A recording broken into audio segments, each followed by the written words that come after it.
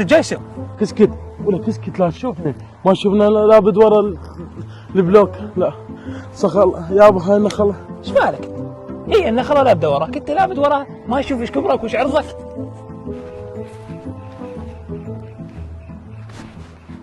ها ابويا شنو عجبك الوضع؟ عجبني الوضع ابويا مو؟ ايه. لا عجبني كلش الوضع. شنو ابويا هاي التباوع لها؟ ابويا شنو قلت لك رطبه؟ رطبه يا مو؟